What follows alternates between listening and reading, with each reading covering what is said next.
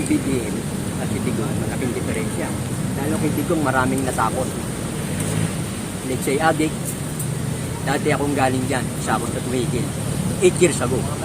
Kay BBM, pinabayaan niya ulit ang mga droga. Kaya pinagbibintangan siya ngayon. Pero, BBM ako. No? BBM ako. Yung kanyang mga pag-travel sa ibang bansa, hindi pa natin malalasak na yan. Malalasak natin yan after pa ng 2 presidente. Saka natin matitingnan yan. Ngayon, kaya ang tao nagrarally, mga ganyan, tungkol sa initiative. Ito si Romualdez, minamadali. Minamadali nila ang bagong konstitusyon.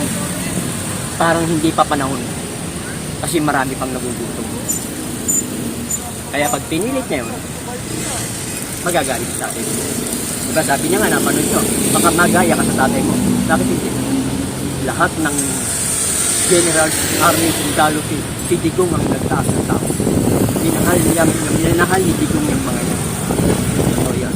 At pag pinabayaan ni BBM yan, at lumalaw sila ng hindi maganda kasama si Romualdez, may kalalagyan sila. Sayang. Ganun lang. Sir, kung ilalarawan niyo po yung panahon ni Tatay Digong, ano po, gano'n po? Pareho naman eh. Wala namang pinagbago eh.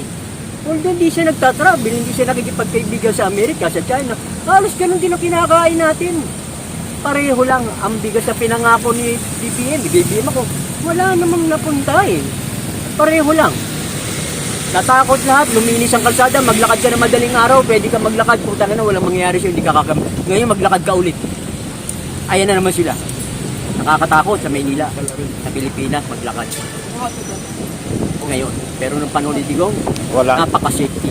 Lahat yan, kahit yan. Hindi ulit sa kayo. Kaya sa kayo. So, kung baga sa madaling salita, sir, nagbabalikan na naman yung mga masamang loob. Ayun nga. Nagkalat na naman ng droga sa kalsada. Bakit pinababayaan niya? Kaya kita mo ngayon, pinagbibintangan siya. Sinasabihin siyang adik. Ni Digong. Hindi niya binibigyan ng pansin nito eh. Parang lalabas pinagbibintang. Paproteksyonan niya pa. Diba? Hindi niya binibigyan ng pansin ng droga. Not may importante yan. Pag maraming adik, maraming drugs, maraming drug lord, hindi tayo asis. Lahat yan, hanggang kataas-taasan makikinabang ng mga yan. Umpisahan natin dyan, linisin. Kasi para tayong pangatlo tayo sa Colombia eh. Masyadong marumi. Sir, di ba nung panahon ni Tatay Digong ngayon, nagkaroon nga ng war on drugs. At sa tingin niyo, sir, maganda ba yung naging result? Maganda para sa akin. Para sa akin maganda. Yung si Tatay Digong lang, ang presidente, nakapaglinis niya. Walang ibang nakapaglinis niya, siya lang. Maraming natapon. Totoo yun. Yung namatay, wala namatay na yun. Bakit pag ang polis pinapatay, walang human rights. Pag sila pinatay, may human rights. Diba? Ay na yun eh. So sir, ano masabi niyo na napapasok daw o pupunta raw dito ang ICC para imbestigahan si Tatay Digong at iba pang mga Duterte? Tutusin, may sarili tayong may sarili tayong judicial, may sarili tayong korte, may Supreme Court tayo, hindi dapat sila nakikialam sa atin. Meron tayong sariling hukom, gumaganang hukuman natin, hindi nila kailangan pumasok dito. Bakit? Sinusuporta ng Dilawan? Dati din akong Dilawan nung araw, nagsisisi ako, ba't napunta ako sa Dilawan? Ilang taon niyang mga yan, wala naman nangyari sa buhay natin, pinagluloko lang tayo niya. Hindi sila dapat pumasok dito, paimbestigahan, politika. Gusto nila ikulong si Duterte. Gusto nila ikulong, gusto nila paimbestigahan. Pero hindi dapat sila makapasok dito. Pero yan ang pangako ni Bongbong. Hindi naman ang palitan eh. Pupwesto kita, pero suportahan mo kung hindi makapasok kay Gigi. Pwede naman makulong yung matanda eh. Payag naman siya. Payag niya di makulong. Sir, kung mayroon kang pakiusap o sasabihin sa ating Pangulong kay PBBM na huwag gayaan na makapasok yan isisilip. Alam mo, Mr. President, Bongbong Marcos, isa ako sa 31 million na bumoto sa'yo. Kahit nung araw pa, minahal ko ang ama mo. Nilagay kita, nagsisi ako, bakit nawala ang tatay mo. Pero pakiusap lang, huwag mong papasukin yung ICC at guguluhin lang ang Pilipinas, guguluhin lang ang judicial natin, guguluhin lang ang Supreme Court natin. Walang mangyayari. Papalagyan si Duterte pag pinasok ng rito yan. At ano masabi niyo, sir, kasi di ba yung witness noon na nagdadawit kay Tatay Digong at ngayon dinadawit na rin si Vice President Inday. Kasama na si Inday. Pagtapos si BBM, si Sara Popesto, maniwala ka sa akin, 100%. Eh, mas mataas pa nga ang boto ni Vice President kay BBM. Di ba alam niyo mga vlogger? Oo. Di ba alam niyo? Ang laki ng Mindanao sa Kabisaya. Mas suportado, mas marami ang Sara. Totoo yan. Kasi sisirain nila si Sara. Pinasisira ni Romualdez si Sara para hindi makapwesto. Yung initiative na yan, maging parliament. Kaya minamadali yan. Gusto ni Romualdez maging prime minister. Para si dalawa na lang sila magbilan. Ang hari, si Bongbong, ang prime minister, si Romualdez. Di ba mga swapang? Mawawala ang Senado. Mawawala ang Kongreso. Sila lang. Kaya sabi ni Digong, huwag niyo tuloy yan. Baka magaya ka sa tatay mo.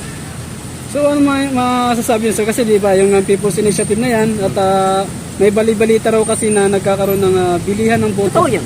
Bukas sa amin sa barangay, sa Maynila, pinapupunta lahat ang bawat chairman, may dalang tao, nakaputi pa. Bakit nakaputi? Kanina kuna. At pipirma rito, magkano kukunin? 1,000? Saka yung food pop-up para pumirma. Totoo yun. Pagpirma na yun, ginagawa nila. So anong tumitingin niyo sir? Tama ba yan? Mali. Sa noon, dapat huwag muna nyo natutukan yan. Ang tao nagugutom. Ang tao naghihirap. Huwag na muna ngayon. Oo, alam ko yan yung sinusulong ni Robin Padilla. Yung bagong konstitusyon natin. Baguhin na yung amiendahan na yung saligang batas. Pabor ako dyan. Pero huwag na muna ngayon. Huwag na muna ngayon. Nagkakagulo sila. Ang dami natin problema. Huwag na muna ngayon. Makinig muna sila kay Tatay Digong. Makinig muna sila. Dahil hindi naman sila upo kundi kay Tatay Digong. Oo, hindi sila po peso ang BBM kundi kay Tatay Digong. Kung baga sir, sa madaling salita, walang Marcos ngayon kung walang Duterte. Totoo yan. Oo, totoo yan. Totoo yan. Ba't sinasabi ng iba wala daw Duterte kung walang Marcos? No. Si Duterte, ang nag-upo dyan, si Fidel Ramos. Dahil napakahusay na mayor yan sa Davao. Titino ang Pilipinas. Binangga niya ang mga drug lords. Si Yumaong Ramos ang nagpilit iupo siya. Duterte, hindi ang Marcos. Ang Marcos ang nakikiusap na popoy ng kapatid niya. Saka si Tatay Digong din po nung nagpalibing kay Apo Lakay. Si Marcos, si Digong lang ang nagpagawa nun. Si Digong lang ang nakagawa nun. Palibasa sa presidente siya, nautusan niya sa Supreme Court. Tama nga naman kasi bayani yun. Isa soldier during Korean War. Tama lang ilibing doon. Tama lang, para tapos na. Baka mamaya malasin pa sila. Yung minala sila nagkandamatay, mga dilawan. Diba? Pantay na yung dating presidente yan. Isa soldier, isa president. Libing talaga dapat doon. Tama yung ginawa ni Digong. Tama nga. Malaking utang na loob ng Marcos doon. Sila kayo. Ayan sir, tinatanong ko sa'yo sir, di ba kasi kung sabi nga nabanggit ni Tatay Digong sa Davao doon sa rally na yun nga, sinasabihan niyang si PBBM ay gumagamit ng iligal na droga. So para sa inyo bilang Pilipino, bilang mamayan, bilang butante, ano pong naramdaman niyo? Masakit sa akin bilang na pagbintang ko. Pero sila nakakalit. May mga asset yan. Malulupit ang asset. Sila nakakalit ng black. Sila nakakalit ng background ng mga mayayaman. Sila nakakalit. Hindi naman gagawin ni Duterte. Ito, pwede hindi. Hindi natin malaman kung ito. Yung pagsabi po ni Tatay Digong na nasa drug list o watch list si PBBM. Yung during time niya. Pwede. Pwede ito itong nakapresidente nung araw. Small brat. Ano yan eh? Small brat yan. Small yan. Pwede. Hindi natin masabi. Sila nakakilala sa isa't isa. Ganun lang. Kaya sir, kung mayroon kang gustong sabihin sa ating dating Pangulong Duterte. Tatay Digong, kahit na nasa BBM kami, nasa likod mo pa rin kami. Basta tama, kampi-kampi tayo. Pag hindi, laban. Baba. Yan sa ating Vice President Inday Sara Kay naman. Sara, maging matinag ka, maging matatag ka. Nasa iyo ang taong bayan. Lahat ang manira, alam natin yan. Tukang-tuwag. Sana mag-iingat ka. Ayan, thank you. So much, sir. Thank you sir, thank you.